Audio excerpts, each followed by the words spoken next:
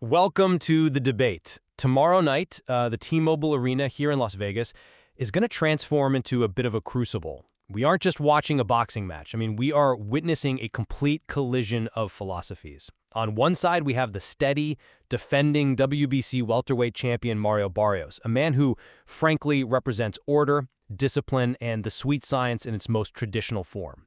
And on the other, we have the erratic, explosive, and undeniably gifted Ryan Garcia, an agent of chaos who, really just seems to defy the laws of physics inside the ring. Yeah, it really feels different this time around, doesn't it? The air in Vegas is just heavy right now. This isn't just a standard title fight. It feels like an absolute existential crisis for both of these men. For Garcia, this is explicitly a do-or-die moment following his suspension. And, well, that incredibly lackluster loss to Rolly Romero. And for Barrios, he is just desperate to silence the critics who look at his recent record, specifically those 2 consecutive draws we just saw, and question if he's a legitimate champion or just, keeping the seat warm. Exactly. That is exactly the tension hanging over the city this week, and it brings us to the core question that we really need to unpack today. Can disciplined, textbook fundamentals, bolstered by a massive, and I mean massive strategic coaching advantage, dismantle a fighter possessed of singular, perhaps generational hand speed? I am firmly taking the side of Mario Barrios here. I argue he will retain his title tomorrow night. My position relies on the fact that Barrios has superior discipline, he is a natural size at 147 pounds, and he has the ultimate tactical advantage of having Ryan's former trainer Joe Goosen in his corner. Right.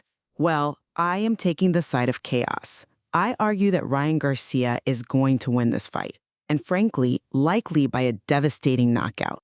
My position rests entirely on the physical reality that Garcia has an unmatched speed and power advantage, specifically that left hook.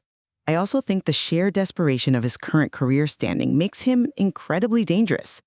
Meanwhile, I look at Barrios and I see a fighter who is shop-worn and just far too easy to hit. Well, let's peel back the layers here, because I want to start with this concept of the steady player.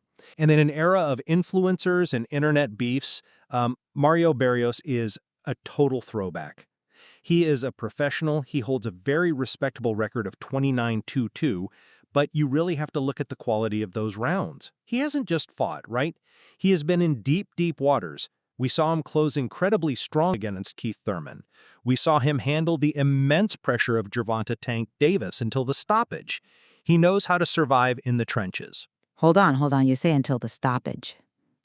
That is the key data point right there, isn't it? He was stopped. But he was highly competitive until the bitter end against one of the hardest punchers in boxing history. That matters. And you have to contrast that physical resilience with the mental demeanor we've seen from him this entire week. Barrios stated clearly, and I quote, "I've never been a talker, I just work." When Garcia pulled that massive stunt at the press conference, unveiling that shirt that said, "I'm a traitor," in huge red letters, directed right at Joe Goosen, Barrios didn't even blink. He remained completely unfazed. That mental fortitude is what wins championships. He has a disciplined jab, he has a rigid high guard, and he is specifically drilled to neutralize the left hook. He is the literal antidote to Ryan's chaos. See, that is the traditionalist argument. On paper, sure, the steady player sounds safe. But I do not buy that safe wins this specific fight. Garcia possesses an X factor that Barrios simply lacks. It is a raw talent that transcends fundamentals. We have to look at the physical reality of the Devin Haney fight. And yes, I know, we have to mention the Osterine, the no contest ruling, the crazy weight miss. It is a total mess outside the ring. We could debate the ethics of that all day. But strictly looking at the physics of what actually happened inside the ropes, Garcia dropped an elite, technical, defensive fighter 3 times. That power is very, very real. Power is real, sure, but timing beats speed and precision beats power. That's the oldest rule in the book for a reason. If the target is stationary, sure. But look at Barrios' recent form. I see a massive decline. You call him steady, but I call him shop-worn. He has 2 draws back-to-back. One was against Abel Ramos, where he was trading knockdowns in an absolute firefight that he really should have controlled from the outside. And the other was against Manny Pacquiao. Now, look, Pacquiao is a legend. He is absolute boxing royalty. But the man is 46 years old. If you are going the distance and drawing with a man who is closer to receiving a pension than another belt, that heavily suggests Barrios is, as the whispers in the gym say, boxing's most beatable champion. Ryan Garcia acknowledges this is do or die, and he is back with his father, Henry Garcia. Technically, Ryan is undefeated when his dad is the chief second. That comfort level, mixed with his utter desperation, makes him dangerous in a way Barrios just isn't preparing for. I want to zoom in on that preparation aspect right now because it leads us to our first major point of contention, the Joe Goossen factor. You seem to be just waving this off, but I think it is the checkmate in this matchup. Joe Goossen didn't just hold pads for Ryan a couple of times, he lived with him in camp. He knows the intimate, granular details of his psychology. Does he know the psychology or does he just know the bag drills? Because there is a massive difference when the bell rings. He knows the bad habits. That is the critical distinction here. Goossen knows that when Ryan loads up for power, he has a horrible tendency to drop his right hand or to pull his head straight back in a linear fashion, which, as you know, is a cardinal sin in boxing because you're moving away from the punch but you are not stepping off the line of fire. Goossen was quoted this week saying, "I don't think Ryan Garcia knows what's coming. They have completely overhauled Barrios' defense specifically to exploit the flaws that Goossen watched up close for years. That isn't just a psychological ploy to get in Ryan's head. That is elite tactical intelligence. They are building a trap based on Ryan's muscle memory, and he cannot erase a lifetime of muscle memory in one 8-week training camp." It's a compelling narrative, I'll give you that. It sounds great for a promo package, but it assumes Ryan as a static object, like he's a robot running code that Goossen programmed. Have you considered that Ryan knows that Goossen knows? In the build-up this week, Ryan was out there openly mocking the Goossen drills. He was doing the whole up, down on the speed bag impression. He knows the playbook inside and out. He knows exactly what Goossen is telling Barrios to look for. Knowing the trap exists doesn't mean you can magically avoid stepping in it when the bullets are actually flying and your pure instinct takes over. But Ryan is unpredictable. The Ryan that Goossen trained was a very different fighter than this desperate, backs against the wall version we are seeing now. Garcia's unpredictability makes him impossible to blueprint. Even if Goossen knows the old Ryan, the chaos of Garcia's current style, the feints, the sudden twitchy explosions, you just cannot train a steady, linear fighter like Barrios to react to something that doesn't follow a logical textbook pattern. Barrios is going to prepare for A, B, and C, and Ryan is going to throw X. But X doesn't land if your defense is sound. You're relying entirely on unpredictability. But in high-level boxing, unpredictability without structural foundation is usually just sloppiness. Barrios has been obsessively working on a high guard specifically to catch that left hook. If Ryan tries to improvise and leaves himself wildly open, Barrios is a natural, fully grown welterweight. He has the size and the reach to punish those mistakes. Goossen isn't just teaching him drills, he's teaching him timing. If Ryan drops that right hand to throw the check hook, that's where you pivot on the lead foot while hooking, as we know, Barrios is going specifically fire a straight right directly down the pipe. It's just simple geometry. Simple geometry always favors the faster object. Let's talk about that high guard you just mentioned, because this is crucial. A high guard, where the gloves are firmly earmarked up against the temples, is great for projecting the chin, but it leaves the entire body totally exposed. Ryan Garcia's body attack is criminally underrated by everyone who just watches his highlight reels. We'll get to the exact style matchup in a second, but I really want to stay on the resume for a moment. You called Barrios shop-worn. I need to push back on that very strongly. Using the word shop-worn implies he has damaged goods. Shop-worn means he has way too many miles on the odometer. And in the ring, steady looks an awful lot like slow to me. You are totally discounting the quality of the experience he's gained. A draw against Manny Pacquiao, even at 46 years old, is 12 rounds of incredibly high-level problem-solving against a legend who still possesses elite speed and bizarre angles. That is invaluable data for a fighter. It shows Barrios can maintain absolute composure over the distance. And regarding the Ramos fight, yes, it was an absolute scrap. But Barrios showed immense heart. He showed he can get dropped, get off the canvas, and take back control. You call him flat-footed, I call him planted and powerful. He doesn't need to dance around the ring to win. He just needs to control the center. Listen, I'm sorry, but we need a serious reality check here. Tim Bradley, who, as we both know, does not mince his words, called Garcia fake trash recently. Okay, fine, let's say for the sake of argument he is. But flip that logic for a second. If Garcia is trash and Barrios is out here struggling mightily with guys who are arguably way past their prime, what does that make Barrios? If Abel Ramos can freely trade knockdowns with him, Ryan Garcia will put him to sleep. Barrios is flat-footed, he gets hit way too easily. You can have all the brilliant Joe Goosen game plans in the world, but if your feet are fundamentally slow and your head movement is severely lacking, you are just a sitting duck. Barrios is right there to be hit. Being planted allows you to actually generate force. Barrios has a reach that is essentially identical to Garcia's, but he uses his jab much, much more effectively to manage that distance. We saw this clearly against Rolly Romero. Garcia struggles terribly when he is backed up. He looked totally lost in those middle rounds. He simply didn't know how to fight effectively off his back foot. Barrios' entire game plan is to pressure him, use that larger frame, and make him profoundly uncomfortable. If Barrios consistently backs him up, that famous speed is neutralized. I disagree vehemently with that. The left hook is the ultimate equalizer, and it works just as well going backward as it does going forward. Look at the Oscar Duarte fight. Duarte is a relentless pressure fighter, very similar to what you want Barrios to be tomorrow night. Tough, constantly coming forward, high, tight guard. And what happened? Ryan stopped him. How did he do it? By lopping that blinding left hook completely around the guard and going right into the body. Duarte is not Barrios. I mean, Barrios is technically far, far superior to Oscar Duarte. But the physical mechanics are exactly the same. Barrios has a notoriously loose guard at times. He has these slight moments of hesitation. Aureliano Sosa predicted night-night for a reason. Against Ryan Garcia, one single moment of hesitation, one split second where Barrios thinks about throwing a jab but decides not to, that is exactly when the hook lands. Let's get really technical for a second here. The average human visual reaction time is roughly 200 to 250 milliseconds. Ryan Garcia's hand speed actually borders on that absolute biological limit. By the time Barrios' brain even processes that the punch is coming, it has already connected with his jaw. You simply cannot fundamental your way out of human biology.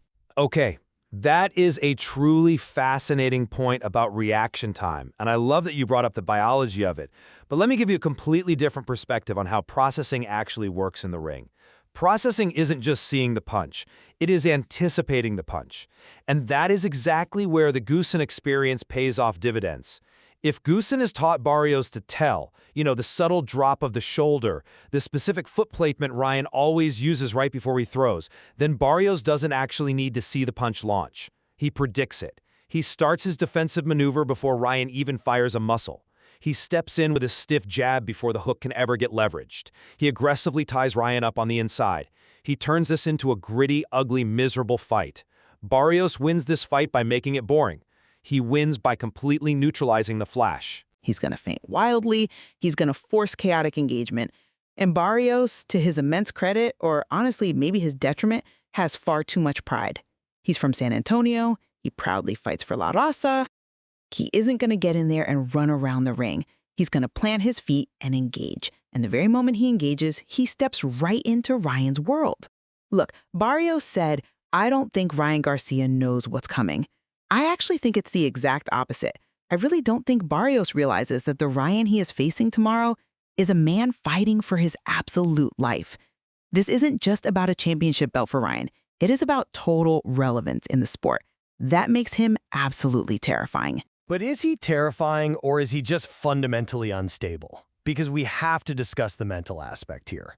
Mental stability versus the zone. You simply cannot bet your money on a fighter who oscillates so wildly between manic and calm on a day-to-day basis. We've seen the drug suspension, we've seen the rants, we've seen the bizarre dark energy comments regarding the Romero fight.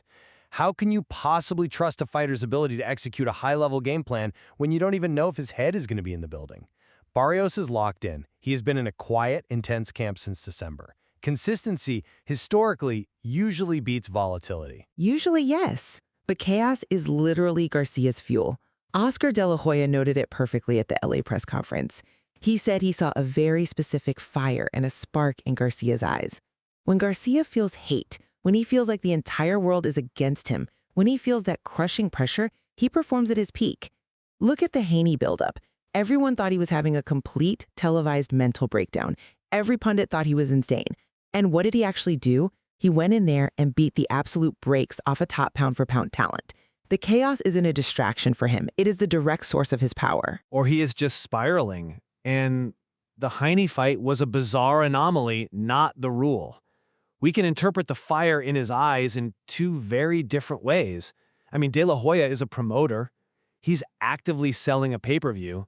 I look at the actual behavior, the traitor shirt, the constant social media antics, and I see a young man who is totally unfocused. Barrios is treating this exactly like a job, a legacy-defining job. He said, "I carry San Antonio on my back." That is a deeply grounded, powerful motivation. Ryan seems entirely motivated by internet clout and proving his haters wrong. That kind of fuel burns out. Discipline sustains you. Barrios is going to survive the early storm because he fully expects it. He knows Ryan is incredibly fast. Goosen has absolutely drilled it into his head. Hands up, chin down, weather the storm. And once Ryan realizes he can't just blow Barrios over in 3 quick rounds, he will mentally crumble. That is the exact pattern we saw against Tank Davis. When the sheer power didn't work, he got desperate, he got incredibly sloppy, and he got stopped. But Tank is a southpaw with truly elite counterpunching ability and power that genuinely matches Ryan's. That's a totally different physical puzzle. Barrios is orthodox. He is right-handed, he's significantly easier to hit, and he really doesn't have that terrifying one-punch knockout power. He's a volume puncher. He has to stand right there in the pocket, that extreme danger zone within arm's reach to be effective at all. That is exactly where Ryan wants him. If Barrios tries to just weather the storm, he's going to take catastrophic damage. You can't just shell up against Ryan Garcia. The sheer speed splits the guard. And let's not sit here and pretend Barrios is iron-chinned. He has been hurt. He has been dropped. If Abel Ramos can drop him, Ryan Garcia can decapitate him. This won't be a slow chess match where Barrios gracefully drags him into deep waters. Ryan is going to force a violent shootout. And in a shootout, you always bet on the guy holding the machine gun, not the guy with the bolt-action rifle. A machine gun is entirely useless if you cannot aim it properly. Barrios has precision, and I really think you are underestimating the severe physical toll the weight cut and the lifestyle have taken on Ryan. Barrios is a very big welterweight. He fits this 147-pound weight class perfectly. Ryan is still filling out his frame. Goosen mentioned in the interviews this week that both fighters are hovering right around the 147 mark right now, just losing that last bit of water weight. Barrios handles this process like a consummate pro. Ryan has missed weight notoriously before. He has looked completely drained on the scales before. If he comes in sluggish, or conversely, if he comes in overhydrated and bloated, that massive speed advantage diminishes significantly, and a slow Ryan Garcia is a beaten Ryan Garcia. Joe Goosen himself explicitly said Ryan looks big and solid this week. He's 27 years old now. He's a fully grown man. He's not the scrawny kid who fought Luke Campbell years ago. He is filling out into a true dangerous welterweight. And honestly, the extra weight might actually help the power. If he has added raw mass behind that left hook, Barrios is in even more trouble than I thought. You keep going back to this idea of professionalism, but professionalism simply doesn't stop a left hook that you physically cannot see coming. Well, I see why you think that, but let's look at the hard prediction here. I am reaffirming my stance. In a fight of chaos versus order, order usually wins because order actually has a plan for when things inevitably go wrong. Chaos just panics. I firmly believe Barrios survives the early storm. I believe he uses Goosen's intricate game plan to exploit that horribly low right hand of Garcia, maybe catching him with a sharp check hook of his own, or a heavy straight right. He will pressure Ryan, back him up against the ropes, and drown him in deep waters. Ryan fades late. We know this for a fact. Barrios always comes on strong. I see a late stoppage here, maybe round 10 or 11, or just a very clear, dominant, unanimous decision from Mario Barrios. Look, I respect the logic. I really do. But I feel like you're watching a completely different sport. I just do not buy that this fight goes past round 6. Barrios is far too slow and, frankly, way too hittable. He is custom made for a highlight reel from Ryan Garcia. He stand up too tall, he has a very traditional static guard, and he critically lacks the head movement required to evade the lightning. Ryan Garcia is going to land that left hook early, perhaps round 3 or round 4. He might hurt him with a brutal body shot first just to bring the hands down and then go right upstairs. It is not going to be a chess match. It will be an execution. Ryan Garcia by knockout and early. Well, we certainly have very, very different views on exactly how Saturday night unfolds, but I think we can both strongly agree on one crucial thing. Regardless of who gets their hand raised, the loser faces a devastating career setback. If Ryan loses, that hype job label might just stick to him forever. Oh, absolutely. And if Barrios loses, especially if he gets knocked out early, he instantly becomes the gatekeeper. You know, the guy who's just good enough to test the rising stars, but not quite good enough to actually be one himself. It is the end of the road for the loser in terms of elite pay-per-view status. And honestly, that is what makes this specific fight so incredibly compelling. There is no safety net left for either man. Indeed. It all goes down tomorrow night at the T-Mobile Arena. We will be watching closely to see if discipline ultimately conquers speed or if the flash knocks out the steady hand. Thank you for joining us for this discussion. Watch the fight with these differing perspectives in mind, and we will catch you on the other side.